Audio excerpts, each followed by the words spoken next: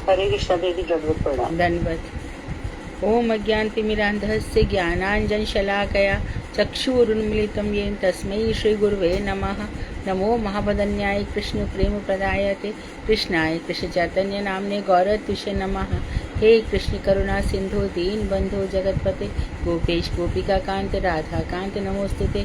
तप्त कांचन गौरांगी राधे वृंदावनेश्वरी वृषभानुसुते देवी प्रणमामि हरिप्रिये। तवै वास्मि ना जीवामि त्वया विना इति विज्ञाय राधे त्वं नय मां चरणान्तिकम्। गुरुवे गौरचंद्राय राधिकायै तदालये कृष्णाय कृष्णभक्ताय तद्भक्ताय नमो नमः। नमो भक्ति विनोदाय सच्चिदानंद नामिने गौर शक्ति स्वरूपाय रूपानुवरायते वांशाकल्पतरुभ्यश्च कृपा सिन्धुभ्यो च पतितानां पावनेभ्यो वैष्णवेभ्यो नमो नमः। श्री कृष्ण चैतन्य प्रभु नित्यानंद श्री अद्वैत गदाधर शिव आसादि श्री गौर भक्त वृंद। हरे कृष्ण कृष्ण कृष्ण हरे हरे हरे राम राम राम हरे हरे। मैं सर्वप्रथम मध्य गुरुपाद में पद्म परमारहतम नित्य प्रविष्टोम विष्णुपाद अष्टोत्तर श्री भक्तिदान श्री नारायण गोस्वामी महाराज मध्य शिक्षा गुरुपाद में पद्म परमाराध्यतम प्रविष्टोम विष्णुपाद अष्टोत्तर श्री भक्तिदान श्री बावन गोसाई महाराज के अभय चरणारविंद में अनंत कोटि दंडवत प्रणाम ज्ञापन कर उनकी अति कृपा की वांछा करती हूँ।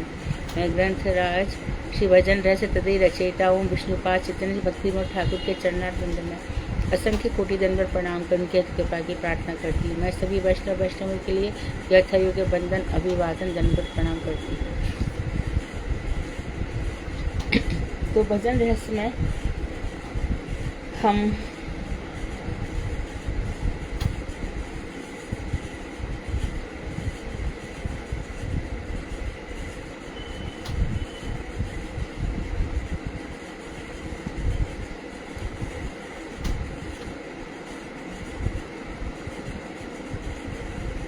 हरे कृष्णा दीदी दंडवत प्रणाम।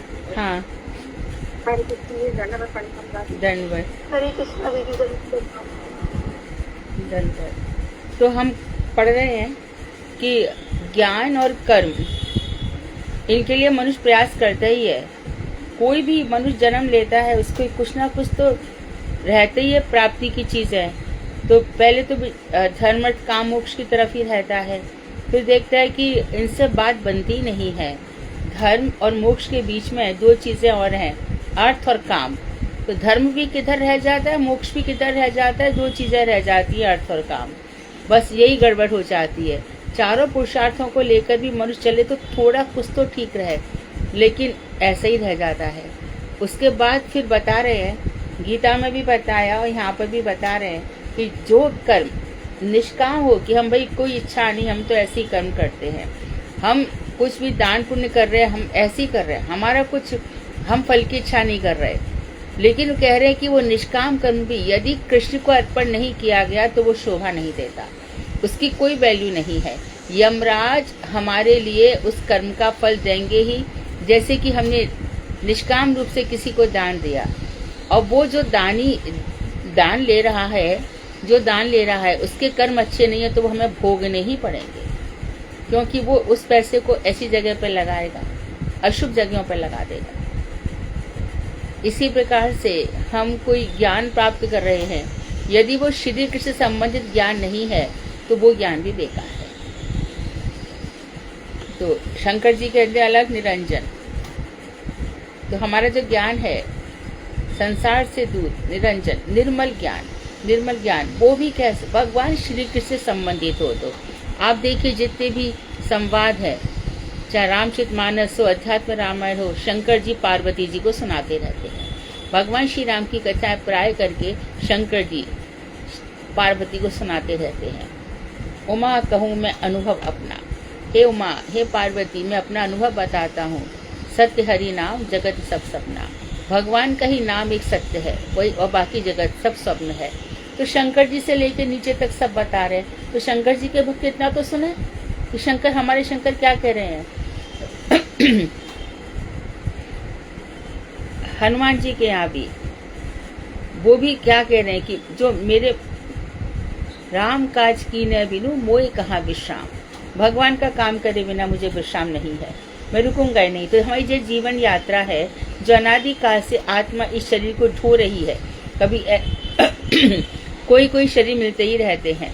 मानो मनुष्य हमने जन्म मिल गया, हमें मनुष्य जन्म मिल गया, लेकिन वहाँ पर हमारे शुभ कर्म नहीं हुए तो भी हम उठा के फेंक दिए जाते हैं। और इस जन्म में थोड़ी बहुत भक्ति यदि हो गई तो फिर हम आगे बढ़ जाते हैं। तो कल बहुत अच्छे शब्दों में बता दिया गया था, स्पष्ट रूप से, सुचारू रूप से और सरल रूप से, कि जो कर्म भगवान से संबंधित नहीं है और जो ज्ञान भगवान से संबंधित नहीं है वो निरर्थक है, बेकार का है। आगे बता रहे भजन रहस्यवती में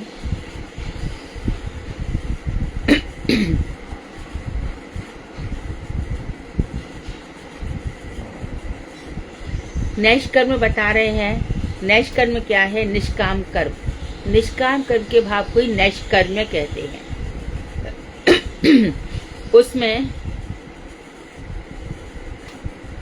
कर्म कांड की विचित्रता तो नहीं है। कर्म कांड यही सब आजकल जो चल रहे हैं,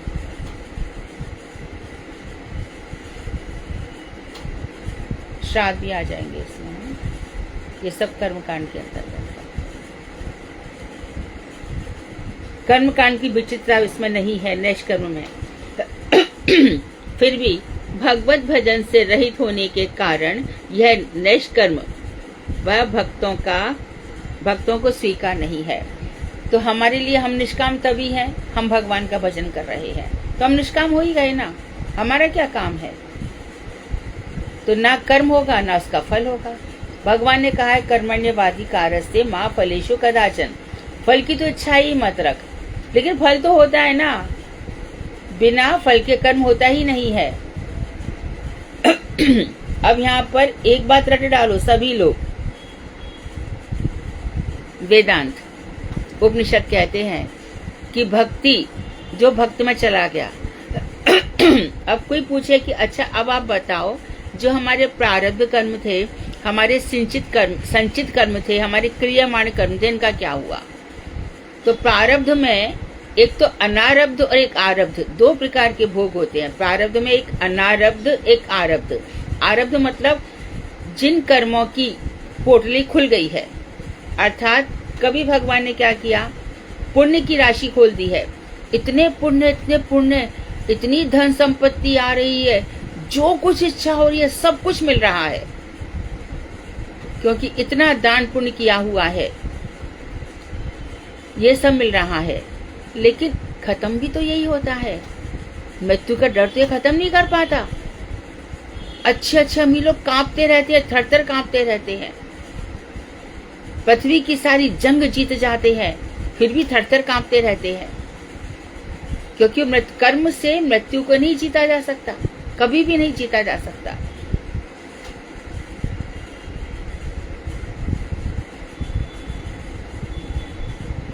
तो यहाँ पर बता रहे हैं फिर भी भगवत भजन से रहित होने के कारण वह भक्त का अभिष्ट नहीं है, तो भक्त उस कर्म का क्या करेगा? बात हम ये बताना चाहते हैं, जो उपनिषद में लिखा है कि जब संचित कर्म अर्थात जो एकत्रित हो गए वो हमारे प्रारब्ध बने, तो एक तो आरब्ध हो गया और एक अनारब्ध। अभी वो पोटली खुली नहीं है, बंद ही है। कभी दुखों की खुल जाती है, कभी सुखों की खुल जाती है, और फिर कहने वालों को मिल जाता है कहने के लिए। भक्तों को बड़े दुख मिलते हैं। अरे उनके प्रारब्ध कट रहे हैं, कटने दो ना, तुम्हारा क्या है? एक के बाद एक संसारी दुख भक्तों को महसूस ही नहीं होता। भक्त तो भक्ति के आनंद में रहता है, उसको दुख अनुभव नहीं होता, कष्ट का अनुभव नहीं होता। तो ये संचित कर्म जो हमने संचित किए हैं, जिनसे हमारा प्रारब्ध बनता है, क्रियामाण जो भी हम करने वाले हैं, अर्थात मन में बीज भरे पड़े हैं। मानो हमारे अंदर बहुत पैसा प्राप्त करने की इच्छा है और कोई हमसे कह दे कि देखो विदेश चले जाओ, वहाँ बहुत पैसा मिलता है। कैसे मिलता है? प्रश्न शुरू हो जाते हैं, कहाँ मिलता है, कैसे मिलता है? चलो 2-4 साल कमा लाते हैं और फिर जाकर के भजन करेंगे। तो मन में जो बीज था ना, वो फ्लोरिश हो जाता है और फिर इंसान विदेश चला जाता है। विदेश जाकर के वो इसी चक्कर में पड़ जाता है।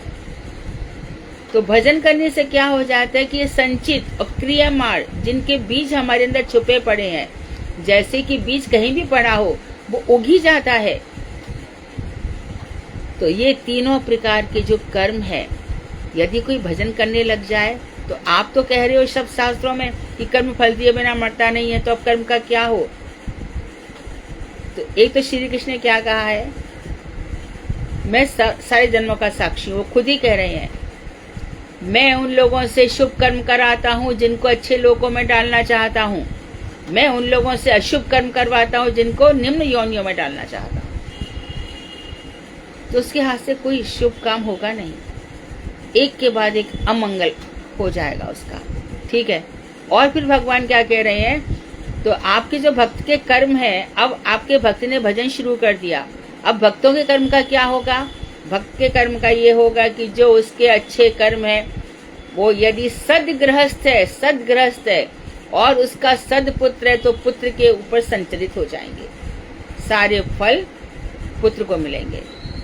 और यदि गुरु है तो शिष्य को मिल जाएंगे।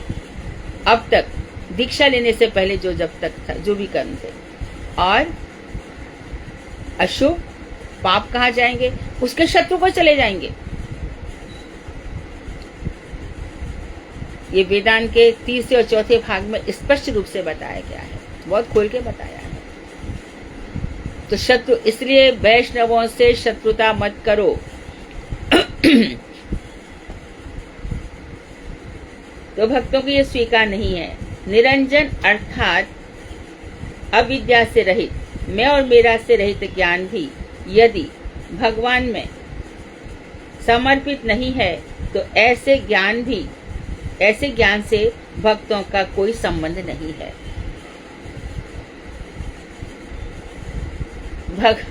भगवान के अलावा कोई नहीं हमारा। वही जन्म देने वाले, वही फल देने वाले, वही सब कुछ करने वाले। इसलिए बस आराम से, तो जो काम करना है तो प्रेम से ही करो ना, भगवान से प्रेम से जुड़ जाओ। फिर कह रहे हैं, जिस वैराग्य से भगवत चरणों में आसक्ति नहीं होती है, वह वैराग्य चेष्टा भी व्यर्थ है। बड़े वैरागी है। कैसे वैरागी? किसी से बात नहीं करते, घर में रिजर्व रहते, ये नहीं कहीं आते जाते हैं। पर कैसा वैरागी है? भगवान से प्रेम नहीं करता, उस वैरागी को भी कोई फल नहीं मिलेगा। पूरा योग वाशिष्ठ लिख दिया वशिष्ठ जी ने। वैरागी की बड़ी भारी बातें कही, लेकिन भगवान श्री राम से प्रेम की बातें नहीं कही। अंत में भगवान श्री राम के चरणों में गिरे। इसी प्रकार से एक और हमारे हुए हैं, तो उनसे कहा गया, दीक्षा दे दी गई उनको। दीक्षा देने के बाद भजन करने लगे। तो अब उनके माँ बाप बहुत गरीब थे। कौन, किसका नाम मुझे नाम याद नहीं आ रहा है, फेमस साधु हैं। तो माँ बाप बहुत गरीब थे, तो दीक्षा दी गई, तो आप भजन करो, आपके सब गरीबी दरिद्रता सब दूर हो जाएगी, आप चिंता मत करो। ऐसा जब कहा तो वो भजन करने लग गए। कुछ भी नहीं हुआ, कोई गरीबी वरीबी नहीं करी, तो भजन करने में लग गए। कमाए कौन अब? और भगवान तो कुछ कर नहीं रहे हैं। ऐसी गरीबी में 20 के करीब पुरस्चरण कर डाले उन्होंने। 24 पुरस्चरण का व्रत लेकर के बैठे थे, कुछ भी नहीं हुआ। गुरुजी आए, गुरुजी मेरे जिम्मे तो कुछ नहीं हो रहा, आपने क्या बताया मुझे, मेरा कुछ भी नहीं हो रहा है। तो गुरु में सामर्थ्य थी, बोले पीछे देख, तेरे जीवन में ऐसे 24 महापातक हुए हैं ना, वो तो अच्छा है, तो 24 करोड़ जन्म भी लेता ना तो भी तेरा छूटता नहीं, कम से कम 24 पुरस्चरण में। अब एक पुरस्चरण में कैसा होता है, कोई 100 लाख नाम जप का एक पुरस्चरण होता है, जैसा भी होता होगा। तो अभी तो 23 तेरे खत्म हुए, 24 में तो अभी भी है।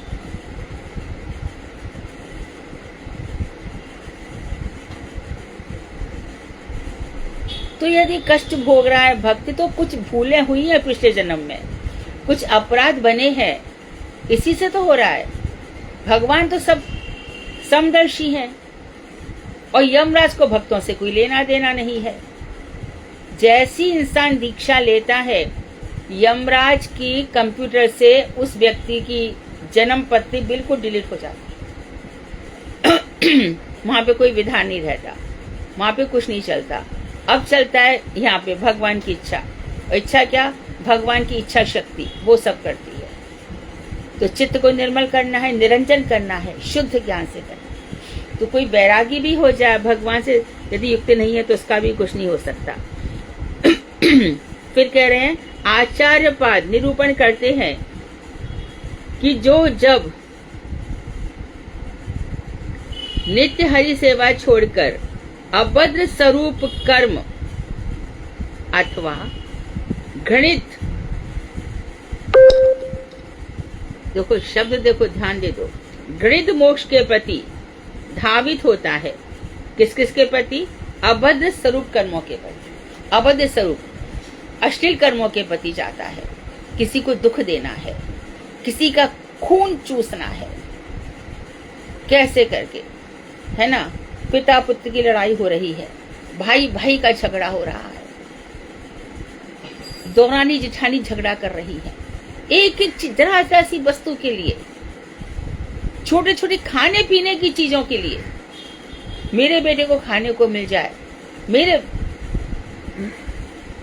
धृतराष्ट्र का ही तो था, मेरे बेटे को मिल जाए, भतीजों को नहीं। अरे मूर्ख, तेरे को तो अच्छा है कि तेरे को मौका मिला कि तू सबको समान देख।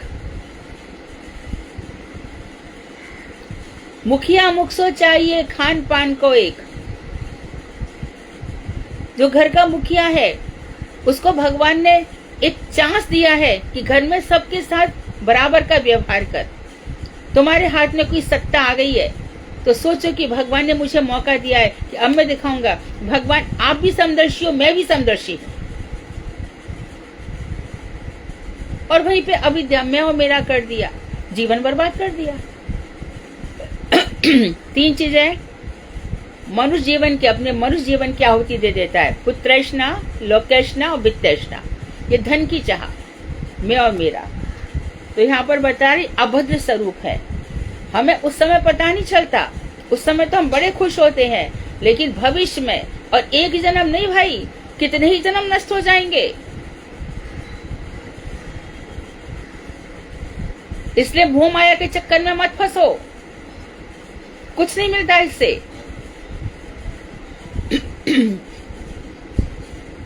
तो अभद्र स्वरूप कर्म अथवा मोक्ष, तो 4-5 प्रकार के मोक्ष हैं। सायुज्य, साष्टी, सारूप्य, सालोक्य और 5वां सामीप्य। तो ये 5 प्रकार के, इनको घृणित बताया। कब? जब ब्रह्म से होते हैं। और जो भगवान के पास चला जाता है उसको तो सब अपने आप मिल ही जाएगा ना। सामी पे मिल ही जाएगा, कृष्ण के पास मिल जाएंगे। सालू के कृष्ण का लोक भी मिल जाएगा, साष्टी कृष्ण के समान ऐश्वर्य मिल जाएगा। सायुज्य, जब तक कृष्ण है हम तो हैं ही, लेकिन यदि कृष्ण को छोड़ करके हो गया तो सब बेकार हो जाएगा।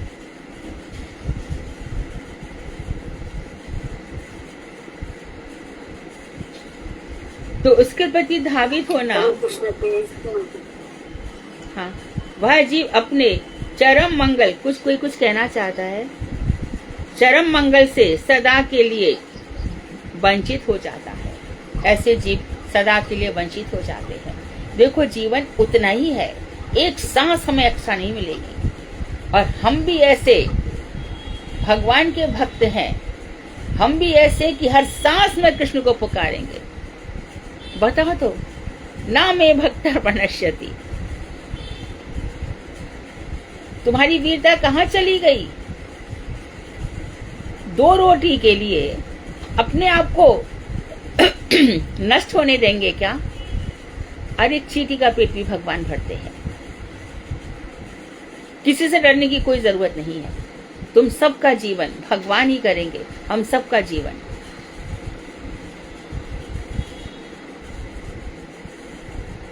अब बता रहे हैं अभक्ति मार्ग निंदित है।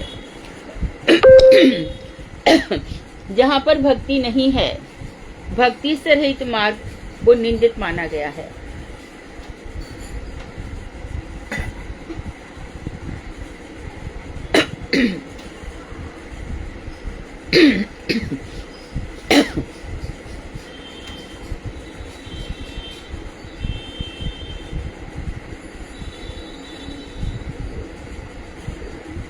यहाँ बता रहे हैं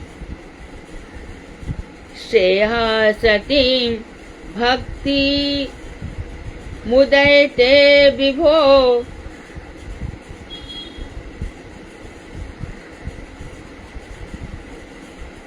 विलशान्ति ये केवल बोध लब्धये तेषामसौ कलेशल एव शिष्यते नान्यद्यथा स्थूल तुषावघातिम्।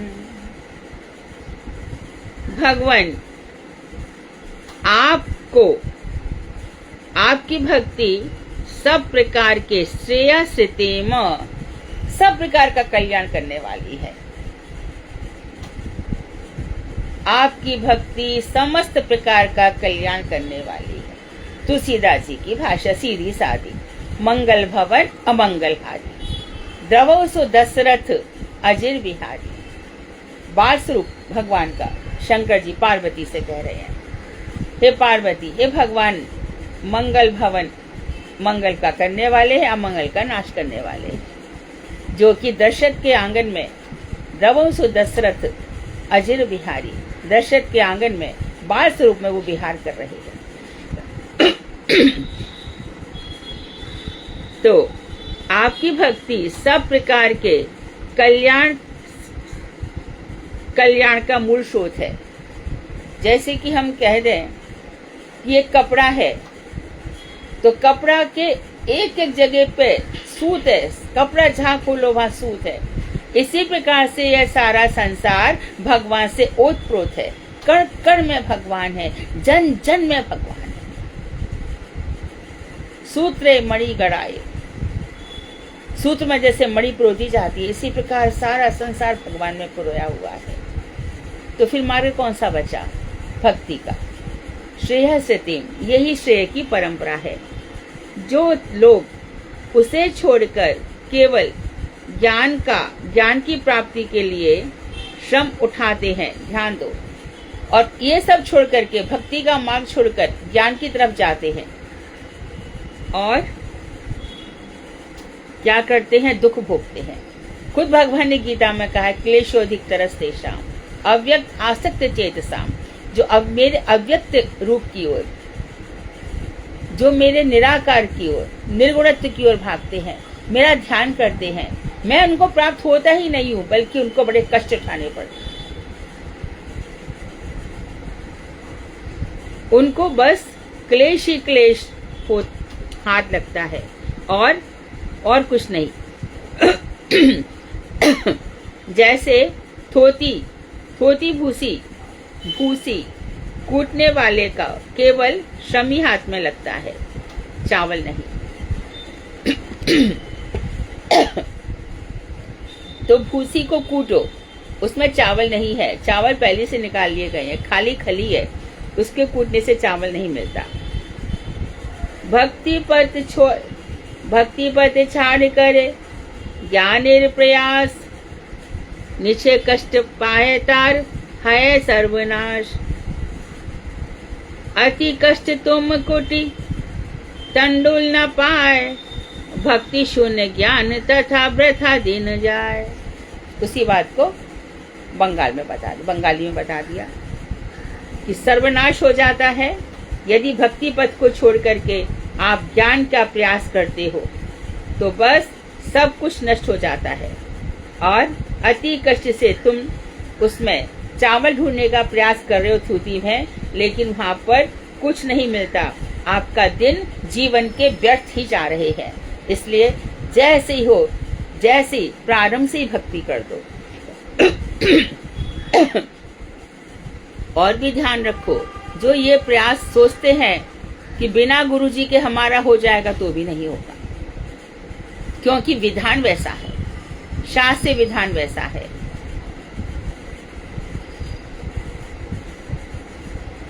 गुरु कुंभकार के समान है और शिष्य घट के समान है। उसको अच्छी तरह से सारे खोट दूर करता है। तो हमारे तो खोट ही नहीं है, तुम नहीं जानते हो। भक्ति मार्ग में बहुत खोज आ सकते हैं, तभी तो सेवा अपराध, धाम अपराध, वैष्णव अपराध, ये सब क्यों बताए गए यदि ऐसा नहीं होता तो।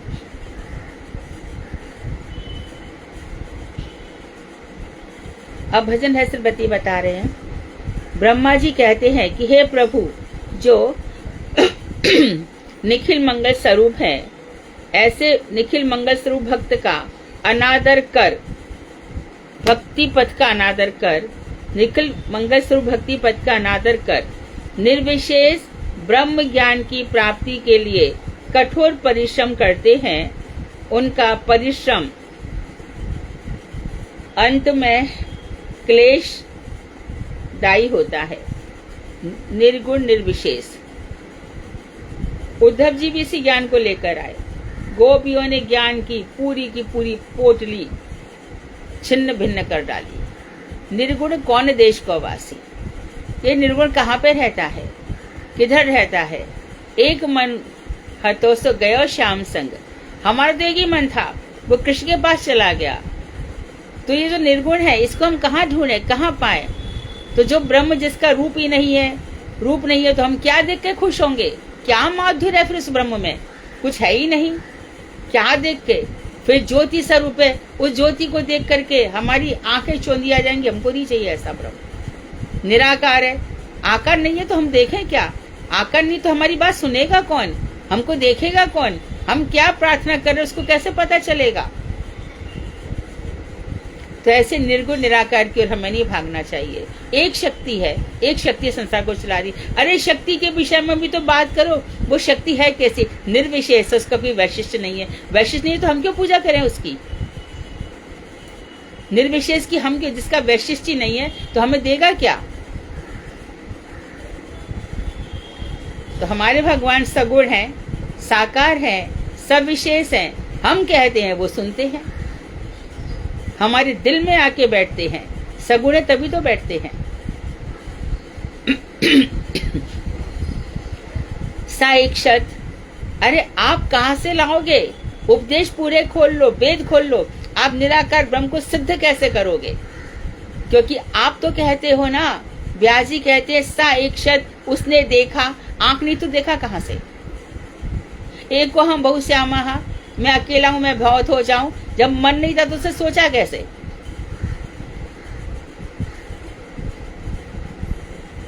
तो इस तरह से निर्गुण निराकार की उपासना करके हम खाली क्लेश ही क्लेश प्राप्त करते हैं।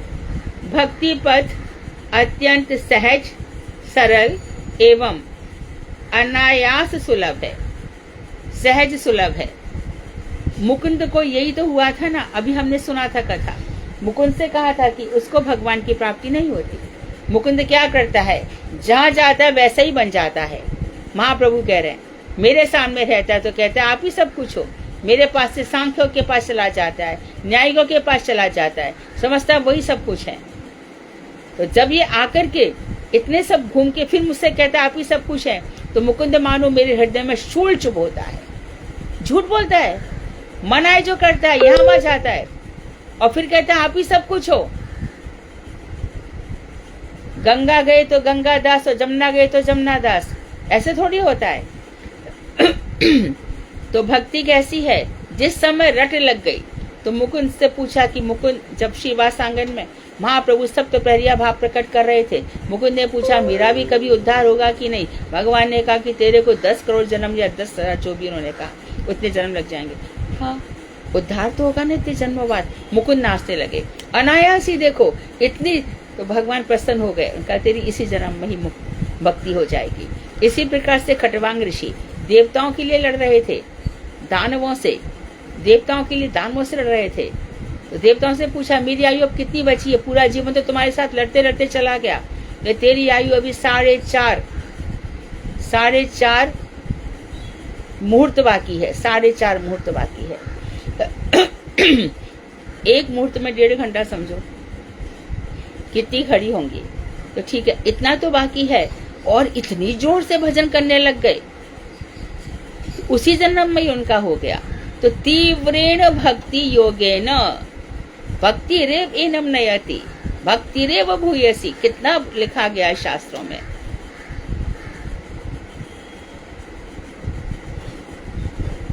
तो तीव्र भक्ति योग से भगवान की प्राप्ति हुई। भक्ति मनुष्य को ले जाती है उस पथ पर।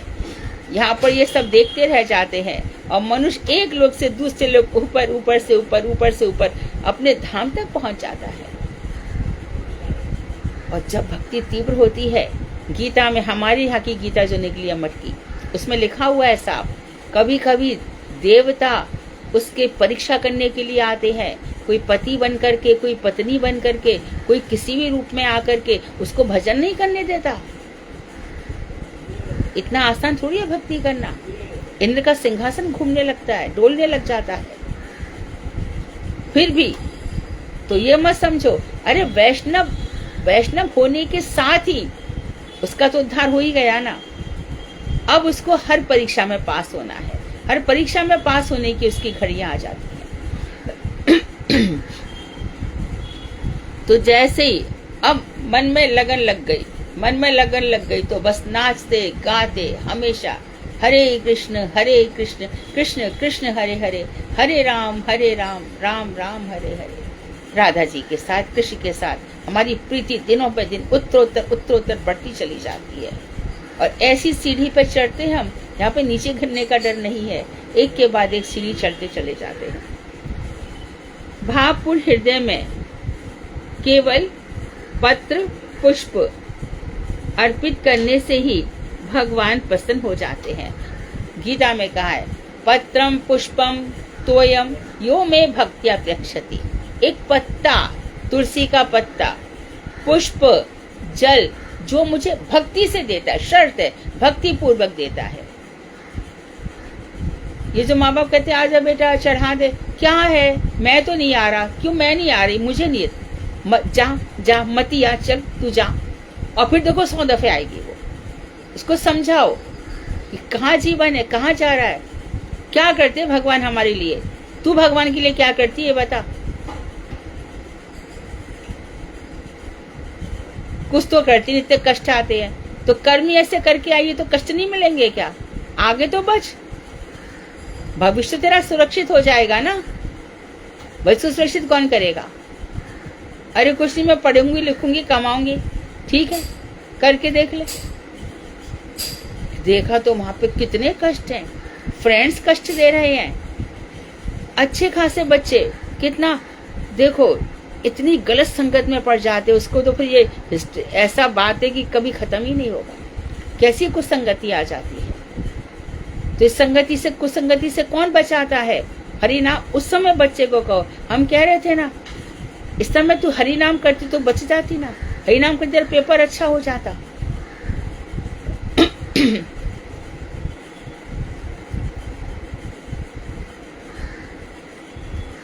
चारू 2 बार सीए फाइनल में रह गई, उसके पूरे सब्जेक्ट फुल मार्क्स आ रहे हैं 60% से भी ऊपर, लेकिन लॉ में अटक रही है, लॉ में उसके मार्क्स जा रहे हैं बार बार। तो गिरिराज जी को प्रणाम करके जाती है। तो इस बार मैंने कहा तू गिरिराज जी को प्रणाम कर, गुरुदेव को भी खूब प्रणाम करके जा। था तो संसार के, लेकिन हमारे तो सब गुरुदेव ही, हमारे घर तो भगवान ही है। तो उस बार वो पास हो गई। यही है गोसाई करे चरण बंदन, जहाँ है ते विघ्न नाश अभिष्ट पूरण। ऐसी भगवान की महिमा है। एक हमारी, मुझे नाम याद नहीं आ रहा है उसका, मेडिकल का एग्जाम दे रही थी और जैसे पेपर देखा एकदम नील, she is about to be fainted, एकदम मूर्छा आ रही थी उसको। और फिर वो ऐसा कहती है कि मैं तो मूर्छित थी, मेरा पेपर किसने लिखा पता नहीं, मैं तो पास हो गई। मैं भी जब एमए संस्कृत से कर रही थी तो भाषा विज्ञान का टॉप था और एक शब्द मुझे नहीं आया भाषा विज्ञान में। ये भारत यूरोपीय परिवार और द्रविड़ परिवार और इसकी भाषा ऐसी है, जाने पूरा जो हिस्ट्री पढ़नी पड़ती है, वैदिक भाषा, लौकिक भाषा, फिर प्राकृत, पाली, इनके उदाहरण, ये सब पागल जैसे दिमाग ही काम नहीं करता था। भगवान पर सौंप दिया और उसी सब्जेक्ट में मुझे सबसे ज्यादा मार्क्स आए। हम कभी भी ये नहीं कहते कि भगवान पे छोड़ दो, पढ़ो मत, ऐसा हम कभी भी नहीं कहते।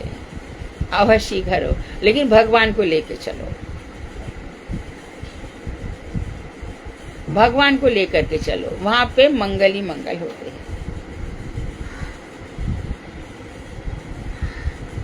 तो पत्र पुष्प जो मुझे भक्ति से दे देता है, किंतु भगवत सेवा त्याग कर जो ब्रह्मलीन होने की चेष्टा करते हैं वे दुख ही दुख प्राप्त करते हैं। अब कोई कह देगा, क्यों जी, जो भगवान की भक्ति वो क्या डॉक्टर नहीं बन जाते क्या, वो क्या वकील नहीं बन जाते? बनते हैं, देखो उनके जीवन में कितने कष्ट है।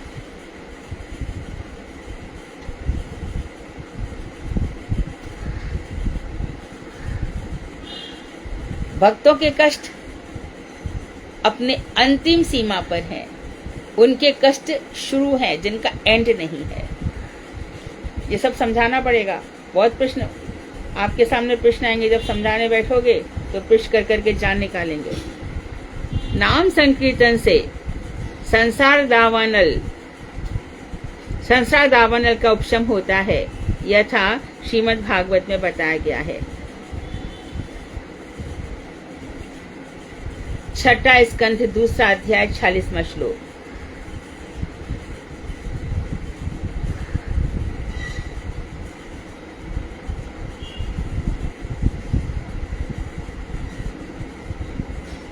यहाँ बता रहे हैं,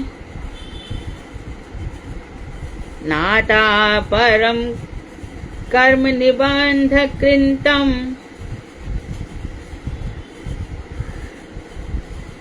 कृतनम, बहुत ही वैसे अक्षर है, मुमुक्षताम तीर्थ पदानुकीर्तनात् नायात् पुनः कर्मसु सज्जते मनोरज तमोभ्य कालेन ततोऽन्यथा। जो लोग इस संसार बंधन से मुक्त होना चाहते हैं, संसार दावानल से मुक्त होना चाहते हैं, उनके लिए अपने आपके चरणों के स्पर्श से तीर्थों को भी तो तीर्थ बना देने वाले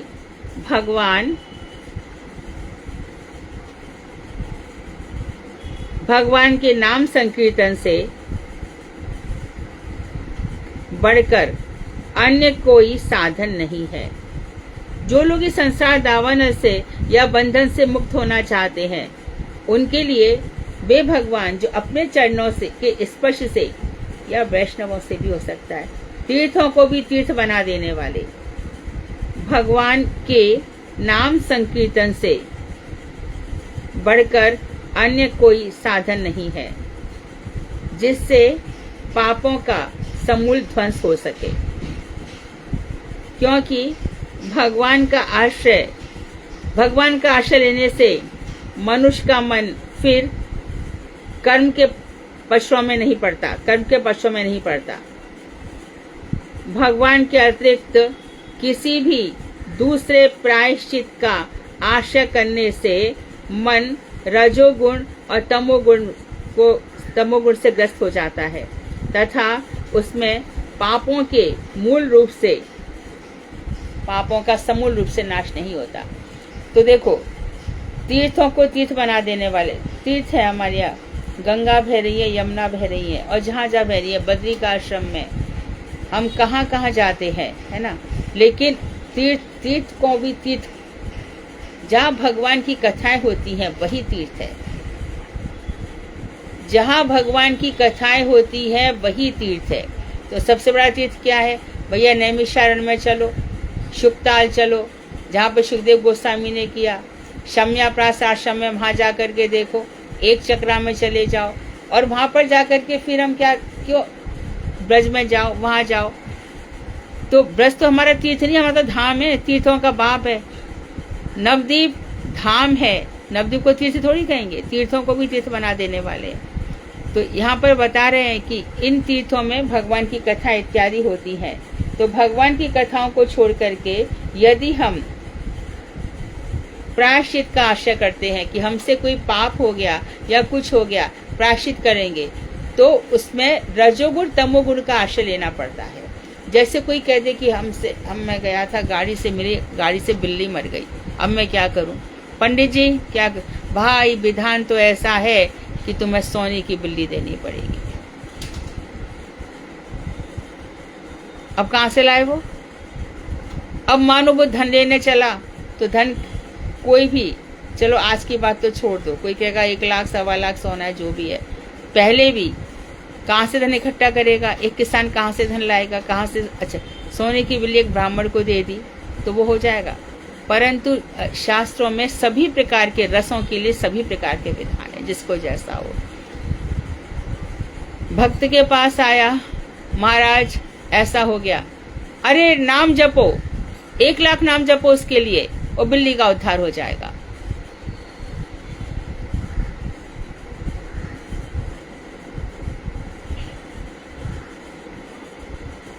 तो प्रायश्चित करने के लिए रजोगुण तमोगुण का आश्रय लेने से तो मन में जो पाप की वासना है वो कभी नष्ट नहीं होती। पाप की वासना मात्र भक्ति से ही नष्ट होती है। पाप की वासना दूर नहीं होती, पाप दूर हो जाते हैं, ये तो ठीक है। गंगा में नहाने से पाप दूर हो जाते हैं, है ना। एक पर्व था, सब गंगा में नहाने जा रहे थे, तो पार्वती जी बोली शंकर जी से कि शंकर, इससे तो सबका उद्धार हो गया, फिर तो गंगा में खूब पाप करो, गंगा नहाओ। तो शंकर बोले नहीं, ऐसा नहीं होता। तो बोले सब नहा के तो आ रहे हैं, कितने लोगों को पता है कि प्रयाग में नहाने से, कुंभ में नहाने से देवी देवता भी यहाँ पे नहाते हैं, अब किसी का पाप बचा ही नहीं, नरक तो खाली हो जाएगा। शंकर बोले ऐसा नहीं है।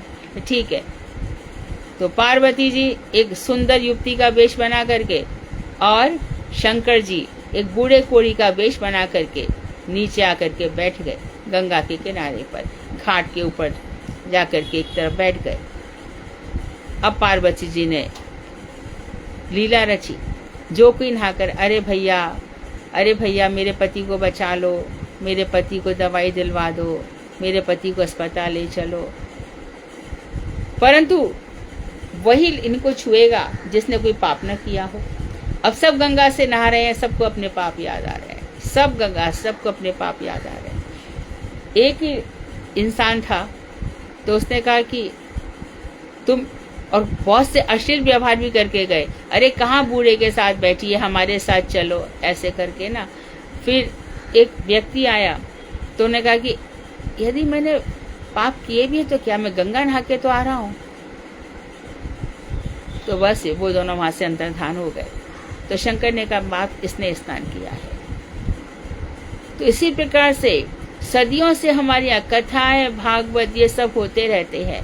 भागवत सुनकर भी किसको रस चढ़ता है? किसी को नहीं चढ़ता ना। कितने लोगों को ऐसा, हाँ आज हमने भागवत सुनी, इस श्रीमद, तो कितनों की कथाएं हम सुनते हैं, हृदय में जरा भी परिवर्तन नहीं होता है।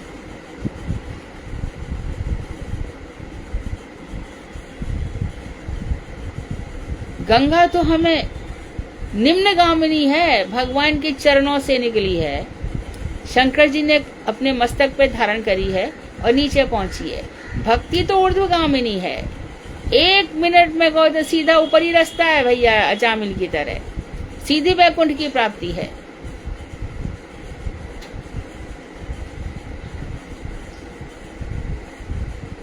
तो प्रायश्चित का आश्रय करने से रजोगुण और तमोगुण का आश्रय लेना पड़ता है, उसका नाश नहीं होता। कर्मबंध सुखंडन और मोक्ष प्राप्ति संघटन कृष्ण नाम कीर्तने कर्म चक्र रजस्तम पूर्ण रूप विनिर्गम नाम बिना नाही अन्याश्रय अन्यपाथ अन्योपाय। तो पहले बता दिया, जो कर्म का बंधन है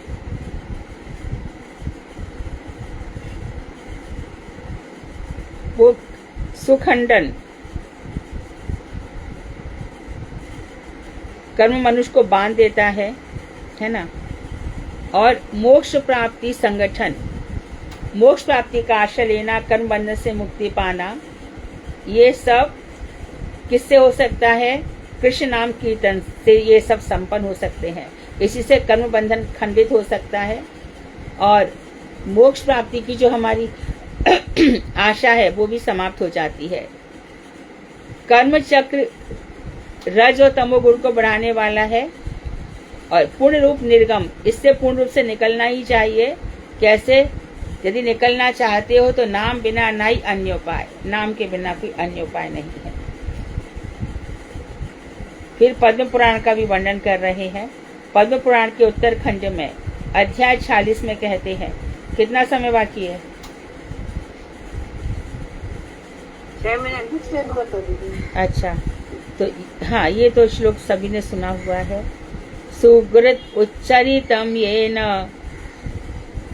हरिरित्यक्षरद्वयम् बद्ध परिकरस्तेन मोक्षाय गमनं प्रति। हरि, ये दो अक्षर जिसके मुख से एक बार भी बिना किसी प्रयास के उच्चरित हो जाते हैं, उसकी मुक्ति अनायासी हो जाती है। अनायासी निकल गए दो अक्षर।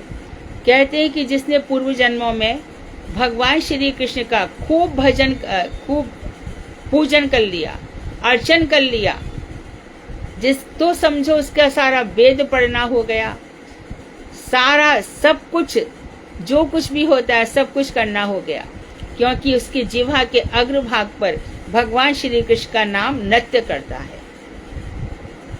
भगवान तो अब ध्यान दो, अपनी सांसों पर ध्यान दो, सोते उठते बैठते जागते अपने हृदय की धड़कनों पर ध्यान दो। हमारा हरे कृष्ण नाम निकल रहा है कि नहीं? भगवान का ध्यान हो रहा है कि नहीं? राधे राधे कीर्तन निकल रहा है कि नहीं? समझो तर गए। तरने के लिए कुछ और थोड़ी चाहिए। तो भगवान की भक्ति का क्या करें? भक्ति से और भक्ति बढ़ रही है, वही भक्ति का फल है। भक्ति से हमारा भजन दिन रात चौगुना बढ़ता जा रहा है, वही भक्ति का फल है। तो जिसके मुख से अनायासी हे हरि, श्री हरि ऐसे निकलते रहते हैं, तो वह अनायासी मुक्ति को प्राप्त हो जाता है। मुक्ति गए गोपाल सो, मेरी मुक्ति बताए, चरण रज मस्तक पड़े, मुक्ति मुक्त है जाए। आराम से मुक्ति मिल जाती है। इसको मुक्ति के लिए अलग से प्रयास करने की जरूरत नहीं है। यार मुख एक बार नाम नृत्य करे और मोक्ष सुख अनायासे पाए से ही नरे। उस नर को जिसके मुख के अग्रभाग पर, जीवा के अग्रभाग पर नाम नृत्य करता है, कोई भी कीर्तन गाओ, बैठ करके भगवान श्री कृष्ण गोविंद हरे मुरारे गाओ, जो कुछ भी है, जिसमें रस आ जाए उसी में डूब जाओ।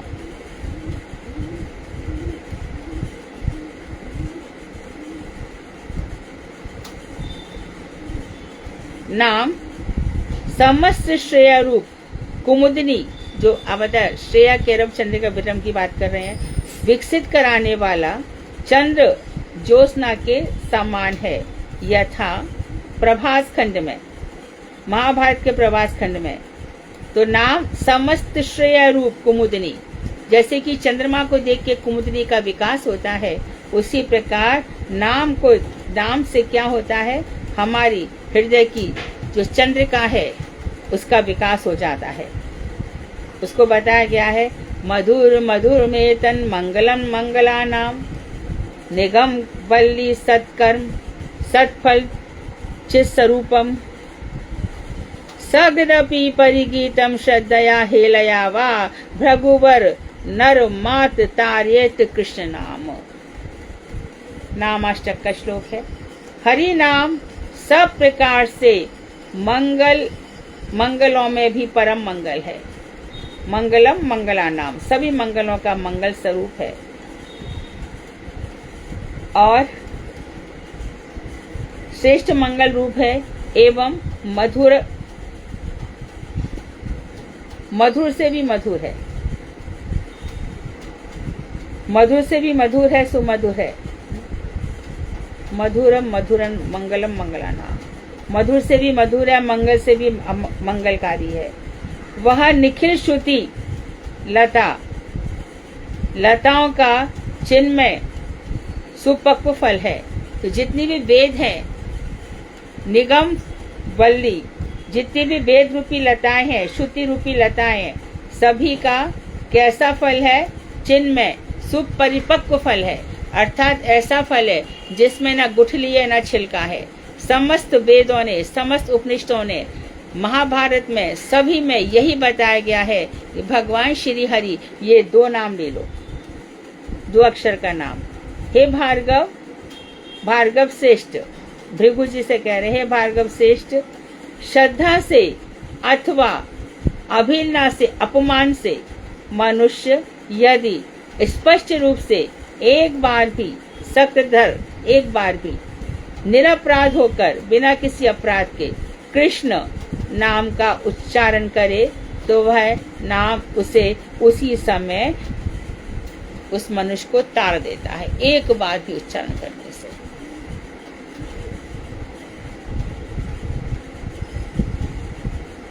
कितने लोग तर गए हैं ना, कृष्ण आए ना आए, नाम तो उनको तार ही देता है।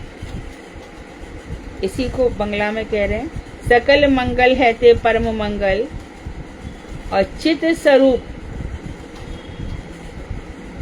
स्वरूप सनातन वेद वल्ली फल। कृष्ण नाम एक बार श्रद्धा हेलाए, जहार बदने से ही मुक्त सुनिश्चय। ये निश्चय की बात है कि वो मुक्त हो जाएगा।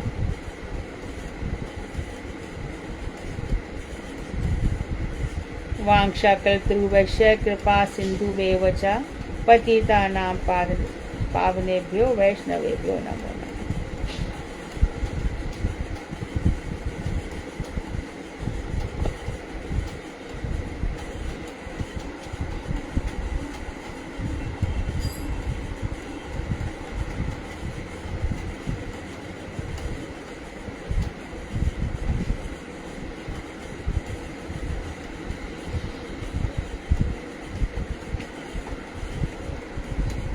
कोई प्रश्न नहीं हो तो चैतन्य भागवत।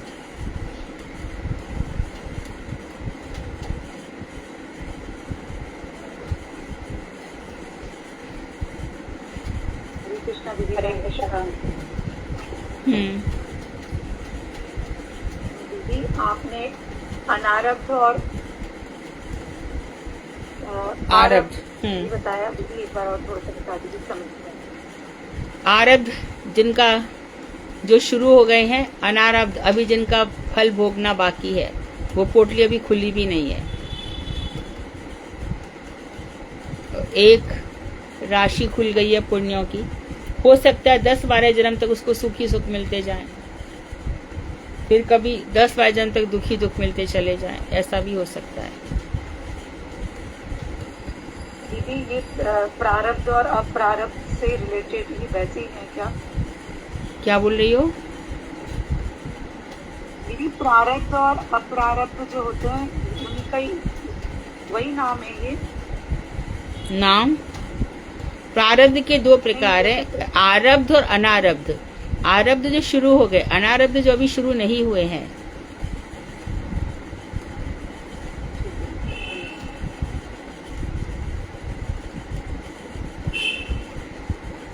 मुझे मालूम है, एक मेरे पड़ोस में एक रहती थी रामकली चाची ना, वो जब जन्म हुआ तो उनकी सौतेली माता, और यहाँ पर आई ससुराल में तो उनकी सास कितने उनको थप्पड़ मारती थी, जरा सी करती पर। फिर उनके बच्चे हो गए तो बाद में उनका बेटी का विवाह हुआ तो दामाद भी ऐसा मिला जो बेटी को बार बार मारता था, बेटी पीहर आके बैठ जाती थी। इतनी देर में उनका पति भी मर गया, पति मर गया।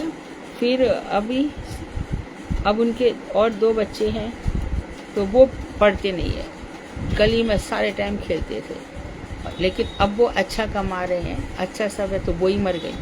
मैं मम्मी को हमेशा बोलती थी, अपनी माँ को, कि देखो इनके जीवन में एक क्षण भी सुख नहीं है। तब मुझे ये बात अच्छे से समा गई जो नारद जी के और शुभदेव जी के संवाद में आई है, कि कभी कभी दुखों की ऐसी पोटली खुलती है कि कई जन्मों तक कर्मों के फल भोगने पड़ते हैं।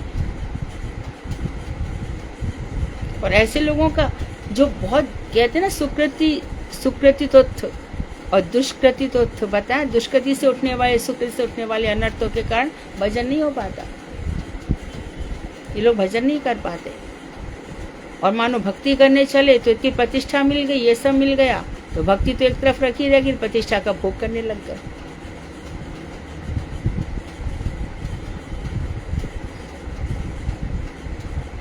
इसलिए यदि शुद्ध नाम भी बताया था आपने। हाँ, तो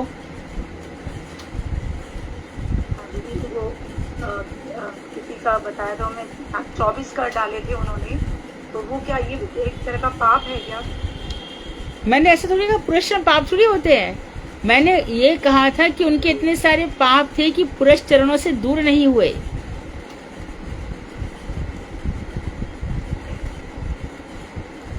अच्छा, पुरुष चरण मतलब भगवान के चरणों से वो भक्ति से दूर नहीं हुए। पुरुष चरण कहते हैं किसी एक मंत्र को बार बार बोलना, ये पुरुष चरण का अर्थ है। तो किसी मंत्र को पुरुष चरण लिया जाता है कि एक मंत्र का 1 लाख नाम जप किया जाएगा, या एक मंत्र का 10 करोड़ बार जप किया जाएगा, इसको पुरुष चरण कहते हैं। दीदी उन्होंने रूप गोस्वामी जी ने भी कराया था। हाँ, वो तो दीदी उनका तो ठीक था, उन्होंने भी 24 कराए, रूप गोस्वामी ने भी, उनका तो अलग प्रकार से था, वो तो सिद्ध है ना, वो तो नित्य जगत से आए हैं, इनकी बात है।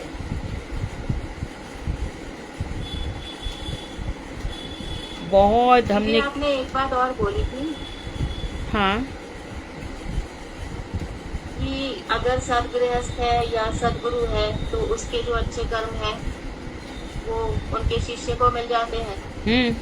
वेदांत में लिखा है, उपनिषद में लिखा है, मंत्र है, मंत्र कह रहे हैं ये बात। क्योंकि उसके बच्चों को मिलेगी। हाँ, वो भी बच्चा सद योग्य बच्चा होगा तो योग्य हो तो। हाँ, ठीक है, हरे कृष्णा। साफ लिखा है। कभी हमारा सौभाग्य रहा तो हम वेदांत पढ़ेंगे। वेदांत तो काफी लोगों ने डाउनलोड किया हुआ है, उसमें कल मैं प्रभु बता रहे थे, काफी लोगों ने किया हुआ है, पर खुद से पढ़ना थोड़ा मुश्किल है। समझ में नहीं आता दीदी, समझ में नहीं आता पढ़ने से। हरे कृष्णा दीदी, इसकी कॉपी उपलब्ध नहीं है ना हमारे मठ में? है, उपलब्ध है, जितनी चाहिए उतनी है। हाँ। जितनी चाहिए उतनी है। 800 छपी थी, तो मेरे ख्याल से 500-600 निकली है, 200 तो भी हैं।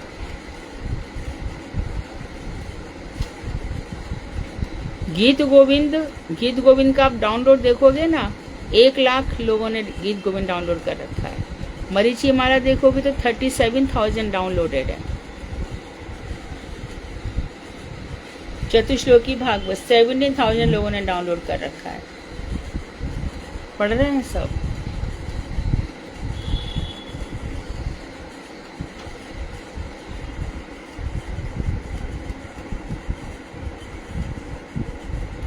कभी हमें कोई प्रश्न करने से पहले शब्द का अर्थ जानना बहुत जरूरी है, इसलिए हमारा फर्स्ट क्वेश्चन होता है शब्द का अर्थ क्या है। ये तो अर्थ का अनर्थ हो जाएगा। पुरुष चरण कहते हैं किसी मंत्र को बार बार जपना। तो एक दफे चलो अब संकल्प करवा लिया कि भैया पंडित जो है अब 10 लाख नाम जपेंगे, तो ये 10 लाख नाम जपेंगे तो 1 महीने में उनका पुरुष चरण होगा। हमारे प्रभुपाद जी ने 10 साल में 100 करोड़ नाम जपे, तब वो प्रचार के लिए निकले। 10 साल में 100 करोड़ नाम जपे, तब प्रचार के लिए निकले।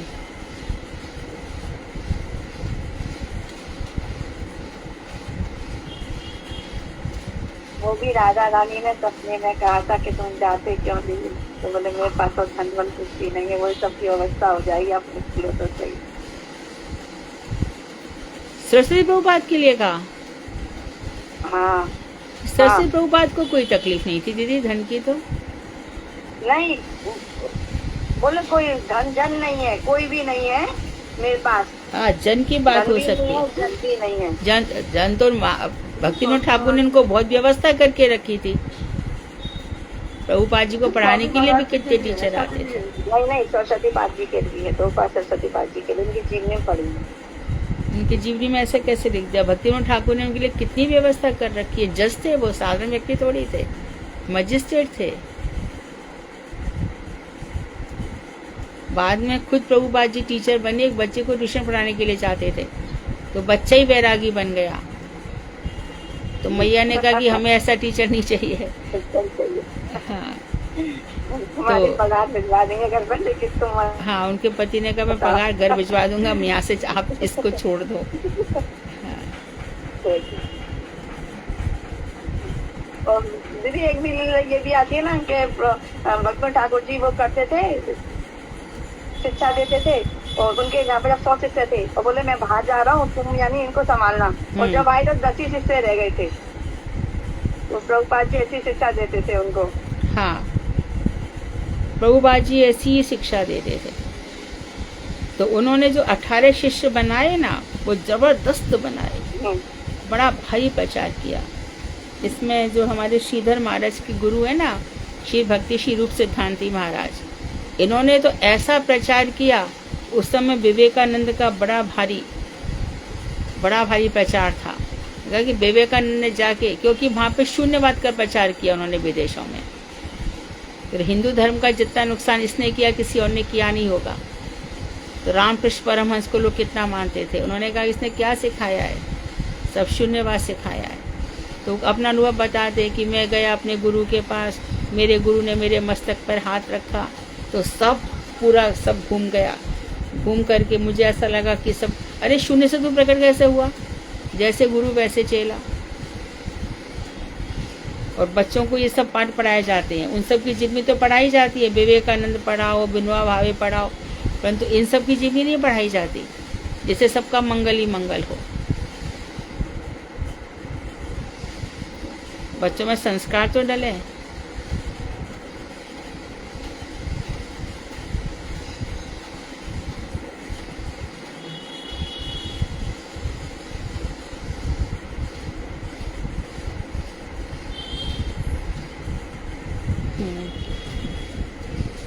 चालू करो। 4 साल से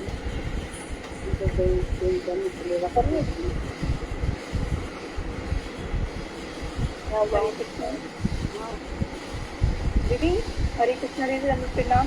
हाँ दीदी, आपने पुरस्कार बताया कि किसी मंत्र का जाप करना कई बार, और चैतन्य चैतन्य पुरस्कार का अर्थ बताया गया है, प्राप्त है, मतलब तीनों कालों में, सुबह दोपहर और संध्या में, नित्य पूजा, नित्य जप, नित्य तर्पण और नित्य होम और नित्य ब्राह्मण भोजन, इन 5 अंगों को पुरस्चरण बताया गया है। तो इसमें क्या अंतर है दीदी? नहीं, यही ठीक है कि ये सब मिला करके पुरस्चरण होता है। एक पुरस्चरण पूरा करोगे सुबह दोपहर शाम, उसके बाद फिर ब्राह्मण भोजन कराओगे, पूरा विधि विधान है एक पुरस्चरण का। यही है, सेम ही है। हम खाली नाम जप की संख्या बता रहे थे, परंतु पूरे इन 5 को मिला करके ही होगा। फिर से बोल दो, सबको बता दो, पुरस्चरण में क्या क्या होगा? ब्राह्मण भोजन, सुबह दोपहर शाम, और पूजन, पूजा, हाँ, नित्य जप, नित्य तर्पण, नित्य होम और नित्य ब्राह्मण भोजन। हाँ, तर्पण होम, होम में मतलब उनके उस नाम की आहुति देना। ठीक है, ये सब मिला करके पुरस्चरण होता है। परंतु हमारे रूप गोस्वामी का जो पुरस्चरण था वो नाम जप से था, उसका एक भाग भी ले सकते हैं हम, एक भाग भी ले सकते हैं। ठीक है, पढ़ो।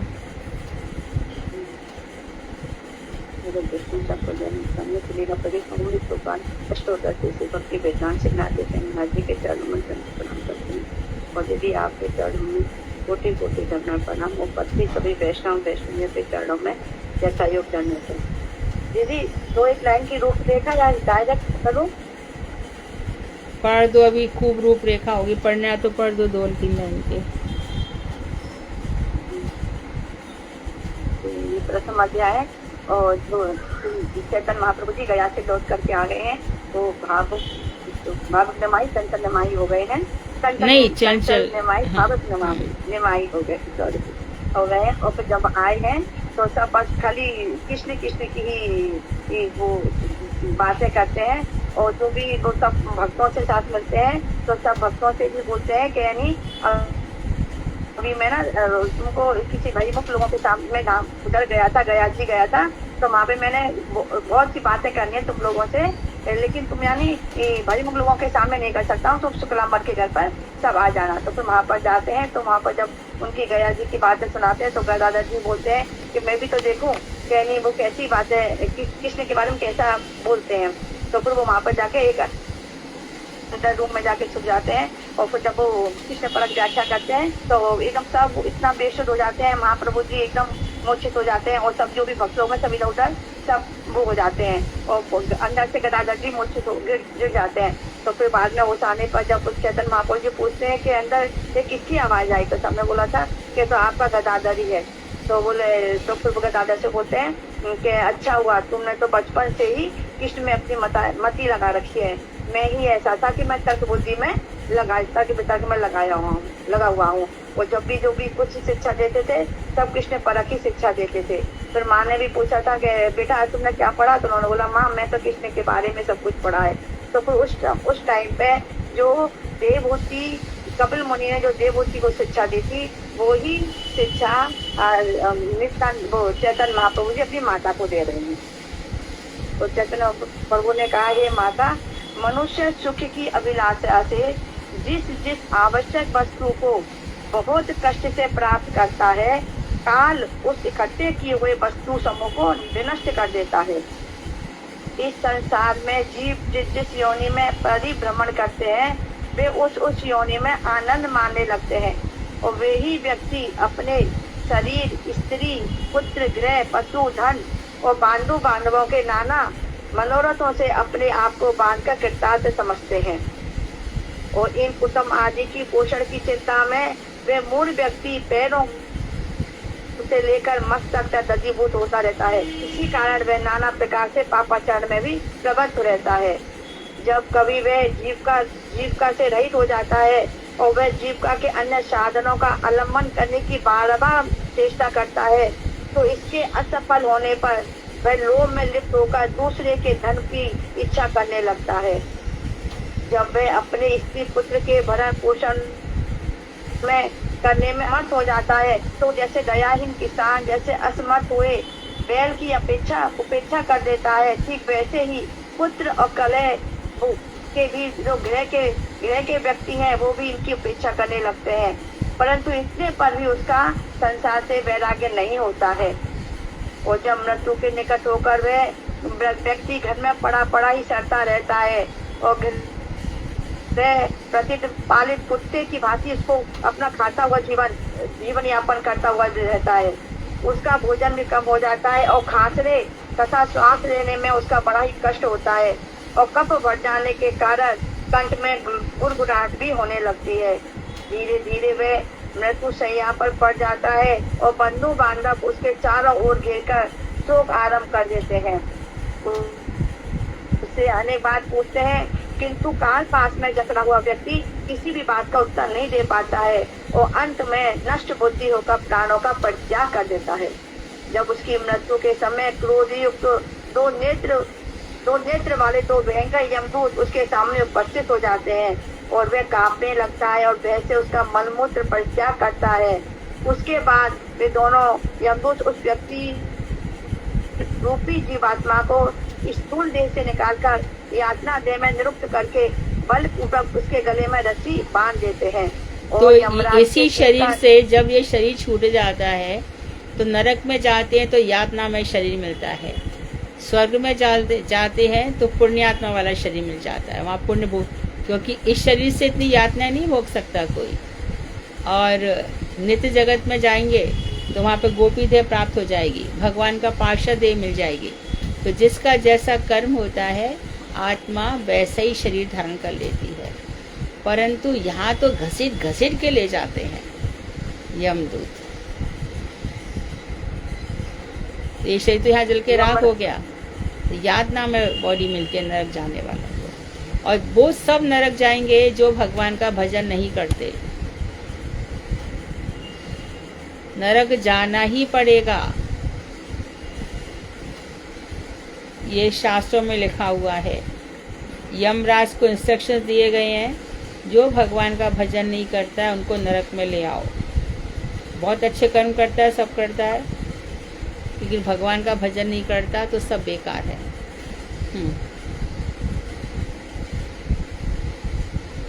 यमराज के गण भी उसको लेकर लंबी यात्रा पर प्रस्थान करते हैं और यमदूतों के तिरस्कार वाक्यों से उस पुरुष का हृदय विदीर्ण हो जाता है। कैसे वाक्यों से? तथा तिरस्कारपूर्ण वाक्यों से ना। जी हाँ। तो रास्ते में उसको सुनाते और जाते हैं, कितना तिरस्कार करते हैं उसका। ले और मार, चल घसीट, चल अब। फिर भी दीदी लोग नहीं, फिर भी इतने गलत कार्य करते हैं। हाँ, वो करेंगे। अभी तो कलयुग आ रहा, और भी भयंकर होंगे। और उनका शरीर कांपने लगता है। मार्ग में कुत्ते उसको खाने के लिए झपटते हैं और वह व्यक्ति अपने पापों का स्मरण करता है। यमदूत उसको जिस रास्ते से लेकर जाते हैं वह रास्ता जलती हुई बालू से भरपूर होता है। वहाँ कोई विश्राम स्थल या पीने का जल भी नहीं होता। उस घोर कष्ट सहते हुए भी चलने में विवश हो जाता है और जिस पद से उसे यमगृह में ले जाता है वह अत्यंत लंबा है। लेकिन किसी दंडित व्यक्ति को तो यमदूत 2 मुहूर्त में ही इस लंबे रास्ते को पार करा देते हैं। वह पापी व्यक्ति जब यमगृह में उपस्थित होता है तो वहाँ देखता है कि कोई पापी अपना मांस ही काट कर खा रहा है और कुत्ते, गीद, जीते जी उसकी आंतों को खींच कर बाहर कर रहे हैं। कोई सर्प, बिच्छू और डांस आदि जंतुओं के काटने से अतिशय वेदना का अनुभव कर रहा है। किसी को जल और गड्ढे में डालकर बंद कर दिया जाता है। जब ये यातनाएं पापी जी भोगते रहते हैं। ये माता, तब तो देवताओं का मानना है कि यही स्थान नरक और स्वर्ग यही है। नरक में जो यात्रा, ये कहते हैं कि कोई लोग ऐसे, ये भागवत में भी लिखा है, यहाँ भी लिखा है, कोई किसी व्यक्ति को मरने के बाद नरक या स्वर्ग, किसी व्यक्ति को जीते जी भी नरक या स्वर्ग यही इसी धरती पे मिल जाता है, इसी जन्म में। नरक में जो यातना भोगनी पड़ती है वे इस जगत में ही देखी जाती हैं और जब भोग के द्वारा वे व्यक्ति के पाप कट जाते हैं तो वह शुद्ध होकर मनुष्य लोक में गमन करता है।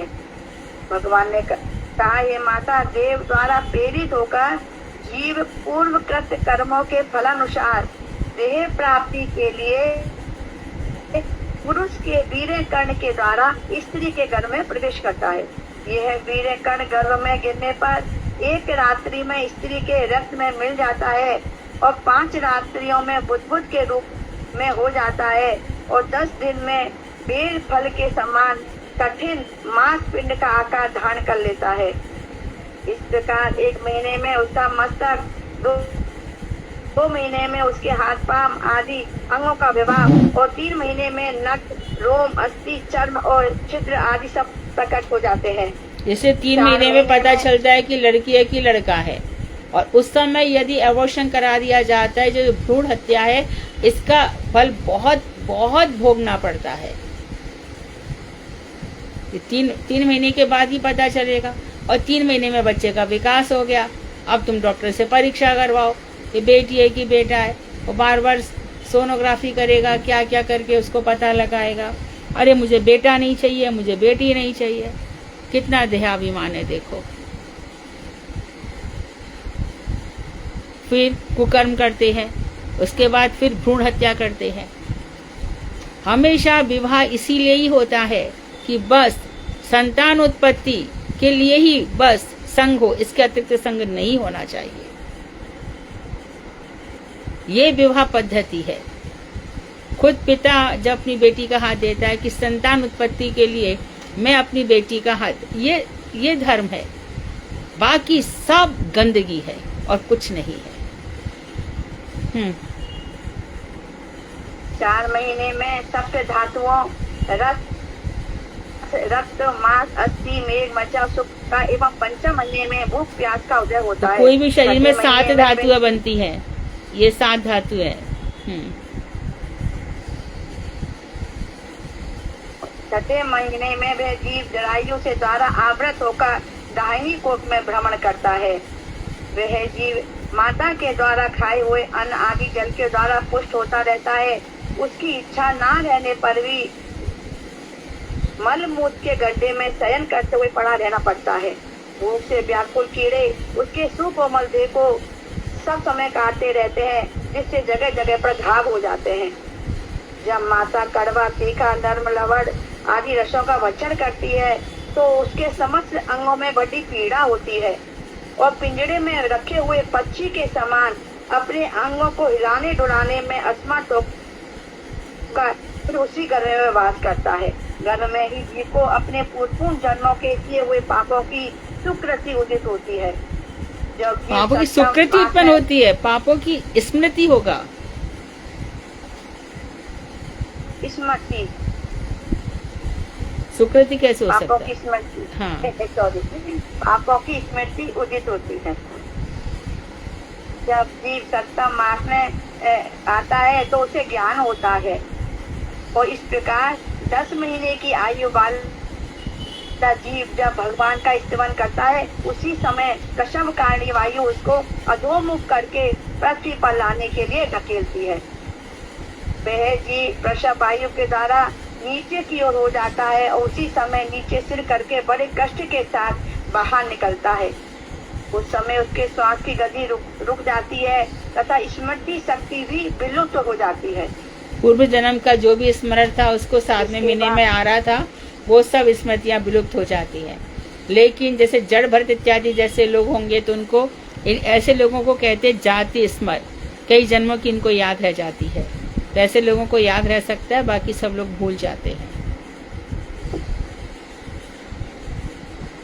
इसके बाद वह जीव रक्त से भीगे हुए शरीर से भूमि पर गिरकर विष्ठा से उत्पन्न कीड़े की भांति छटपटाता है और पूर्व ज्ञान के विनिष्ट होने के कारण बार रोने लगता है। जो उसके अभिप्राय को नहीं जानते हैं कि जब उसको पेट में दर्द होता है तो उसको दूध पिलाते हैं और जब उसको भूख लगती है तो पेट में दर्द होने की औषधि देते हैं। बड़े बड़े कीड़े जैसे छोटे छोटे कीड़ों को काटते हैं, वैसे ही डांस, मच्छर और खटमल आदि शिशु के कोमल शरीर को काटते रहते हैं। इस प्रकार 5 वर्षों तक कलेशों को भोगने के बाद पौर्णग अवस्था में वे अज्ञान आदि का दुख अनुभव करता है। इसके बाद यौवन अवस्था में पहुंचता है, तब इच्छित वस्तुओं को प्राप्त न कर पाने के कारण उसका क्रोध भड़क उठता है और वह शोकाकुल होने लगता है। शरीर भरने के साथ साथ उसे देह अभिमान भी बढ़ जाता है और उस कामी जीव में काम के पूर्ण न होने पर जो क्रोध की उत्पत्ति होती है वह अपने विनाश के लिए दूसरे कामी पुरुषों के लिए क्रोध करता है। इसमें मैं और मेरा इस प्रकार की बुद्धि रखता है। इस प्रकार मूल देह और उस देह के लिए फिर कर्म अनुष्ठान करके कर्म बंधन में फंसकर फिर संसार में भटकता रहता हूँ। इसलिए फिर हो गया, फिर महाप्रभु जी फिर उनका फिर मन नहीं लगता है उसमें पढ़ाने में, तो सब विद्यार्थी को पास में बैठाते हैं तो सबको किसी की शिक्षा देते हैं। तो फिर कृष्ण महाप्रभु जी बोलते हैं कि अब मैं नहीं पढ़ा पाऊंगा, आप कोई दूसरा शिक्षक देख लो। तो फिर विद्यार्थी बोलते हैं नहीं, आपने हमको जो पढ़ा दिया हम जन नाम तक हम इसी का ही ध्यान करेंगे। तो फिर महाप्रभु जी बोलते हैं कि ठीक है, अब आपकी विद्या विलास तो हो गई, अब तुम संकीर्तन करो, तो उस पर ध्यान दो। तो फिर विद्यार्थी बोलते हैं हमको तो पता नहीं हम कैसे संकीर्तन करें। तो फिर महाप्रभु जी ने ताली बजा करके और सबको साथ में बैठा कर हरि हरि नमः कृष्ण यादवाय नमः ये कहकर सबको शिक्षा दी थी। वांछा कल्पतरुभ्यश्च कृपा सिंधु एव च पतितानां पावनेभ्यो वैष्णवेभ्यो नमो नमः। हरे कृष्ण जी का भजन।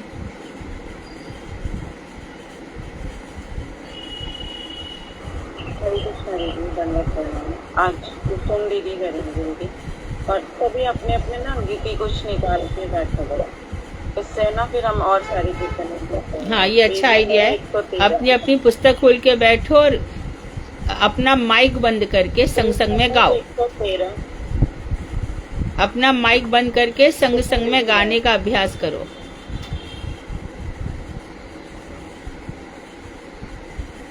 कृष्णा जी का नाम।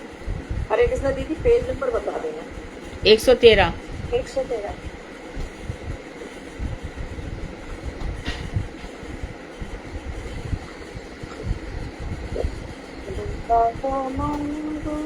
জন্ম লোভিয়া সংসারে কৃষ্ণ না বুঝিল দুঃখ কহিল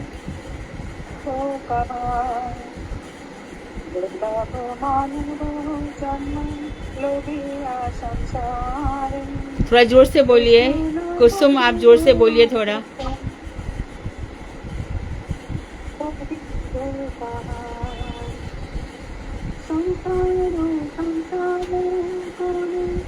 हमारी बात सुनो हो गई पेट की वजह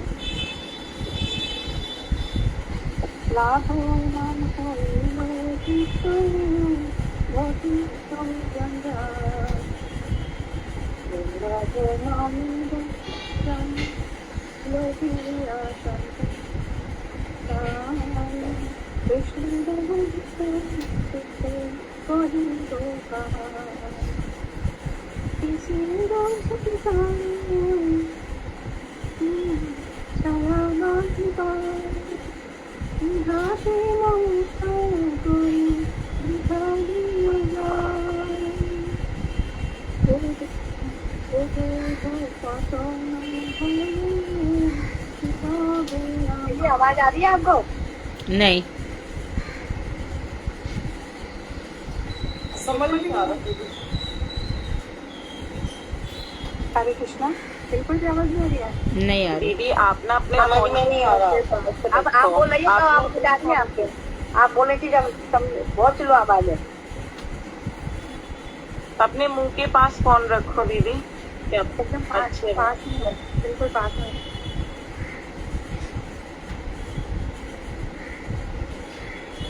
प्रभु मानव जन्म लोभिया संसारे कृष्ण न बुझिल दुख कहिल कहा। अब आ रही है? हाँ जी, हाँ जी, अब आ रही है। संसार करे निजे गल कालो लाभ न हईल किछु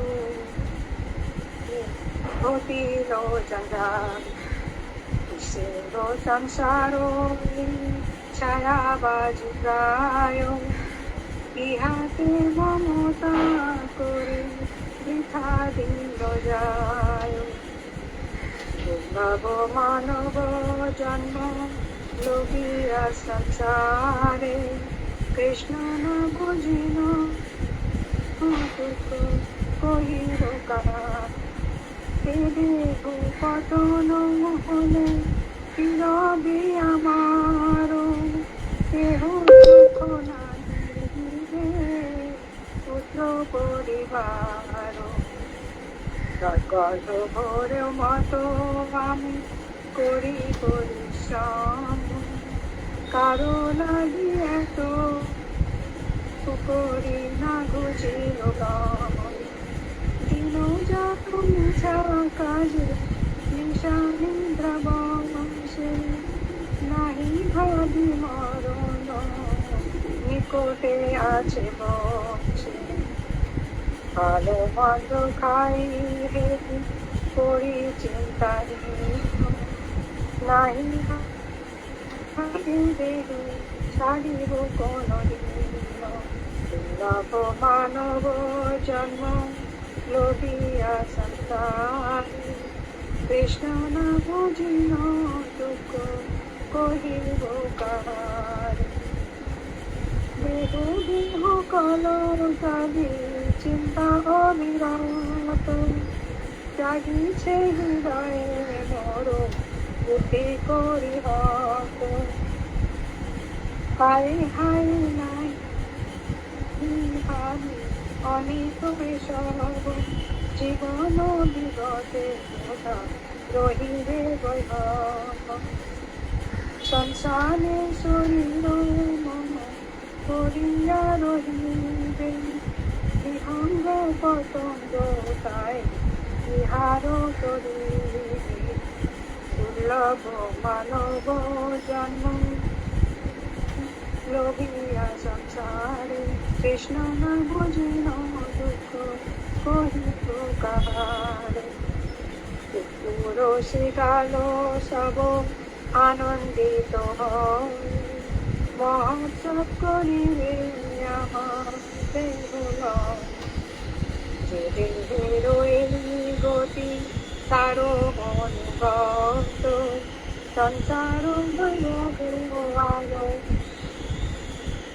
বন্ধু জন দেব মায়া মোহ ছাড়ো গো ছাড়ি গতিমান, নিত্য তত্ত্ব কৃষ্ণ ভক্তি করুণ সন্ধান। নব মানব জন্ম লোভিয়া সংসারে, কৃষ্ণ না বুঝিল দুঃখ কহিব কাহার। হরে কৃষ্ণ। हरे कृष्णा।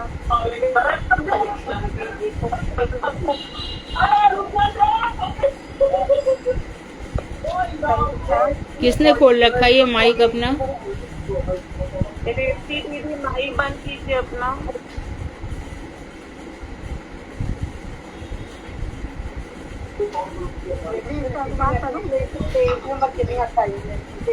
हरे कृष्णा। इसका अनुवाद पढ़ना है मुझे। तुम्हारी आवाज ही नहीं आ रही है तो क्या करें, अभी बोलो। ये भजन थोड़ा ऐसे ही है, लाउड में तो है नहीं वाला भजन, और मेरी आवाज की थोड़ी कमी आती है। पढ़ दो। अनुवाद पढ़ दूं? पढ़ो। इस संसार में दुर्लभ मानव जन्म को प्राप्त करके भी मैंने कृष्ण का भजन नहीं किया। मैं अपना यह दुख किसको बताऊं? संसार कहते हुए व्यर्थ ही समय चला गया, परंतु कुछ लाभ होने की अपेक्षा मैं जंजाल में फंस गया। यह संसार केवल परछाई के समान है तथा केवल खेल तमाशा है। इसमें मोह ममता करने से व्यर्थ ही दिन बीतते हैं। इस देह का पतन होने पर मेरा क्या रह जाएगा? पुत्र परिवार आदि कोई भी इस समय मुझे सुख नहीं देगा। मैं गधे जैसा परिश्रम करता हूँ, परंतु किसके लिए करता हूँ? अभी तक मेरा ये भ्रम भी दूर नहीं हुआ। मेरा दिन भर व्यर्थ के कार्यों में चला जाता है और रात्रि सोते हुए, फिर भी मुझे कभी चिंता ही नहीं होती कि मेरी मृत्यु निकट आ चुकी है। अच्छा बुरा जो मिलता है उसी को खाता पीता और पहनता हूँ। यह तो चिंता ही नहीं करता कि यह देह भी मुझे छोड़नी होगी। शरीर, घर, स्त्री, पुत्र आदि की चिंता में दिन रात डूबे रहने से मेरी बुद्धि भी खराब हो गई है। हाय हाय, मैंने यह कभी भी नहीं सोचा कि यह सब अनित्य है और इस देह में प्राण निकलने पर यह वैभव कहाँ जाएगा? संसार में मेरा यह शरीर पड़ा रहेगा तथा कीड़े मकोड़े पक्षी इत्यादि इस पर विहार करेंगे। कुत्ते सियार इत्यादि आनंदित होकर मेरी देह को लेकर महोत्सव करेंगे। हाय हाय, जिस शरीर की ऐसी गति है, मैं उसी शरीर से संबंधित संसार के वैभव और बंधु बांधवों को यही हंसा रहा। अतः हे बुद्धिमान पुरुषों, आप इस माया मोह को तोड़कर नित्य सत्य कृष्ण भक्ति की खोज करें। हरे कृष्ण। मुझे धन्यवाद। कल चेतन भागवत कौन बोल रहा है? सुधा, साधना, साधना दीदी करेंगे दीदी। मध्याखंड का अच्छा है उनके पास। तीसरा ठीक है। तीसरा और चौथा सदा दीदी आपका है? हाँ जी दीदी। ठीक है। तो चैतन्य भागवत उन्हीं लोगों से बुलवाएं जिनकी आवाज जा सके, नहीं तो कोई फायदा नहीं होगा। वही लोग बोलें जिनकी आवाज बुलंद है, कथा सुनने में अच्छा लगेगा। नहीं तो यही सोचते रह जाएंगे कथा क्या चल रही है।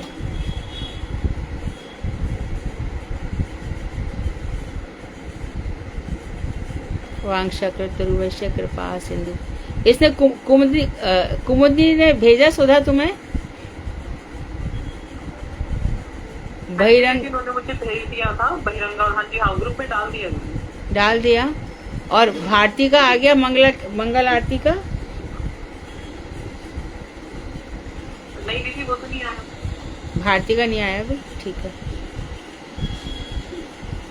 तो कल जो बहिरंगा और तटस्थ शक्ति का अंतर है, इसको एक बार फिर से और पढ़ो। कौन तो कह रहे थे कि हम फिर से सुनना चाहते हैं, तो एक बार पढ़ दीजिए उसको। और वांशा कल्पतरुवैश्य कृपा सिंधु बेवचा पतितानां पावनेभ्यो वैष्णवेभ्यो। हरे कृष्णा दीदी।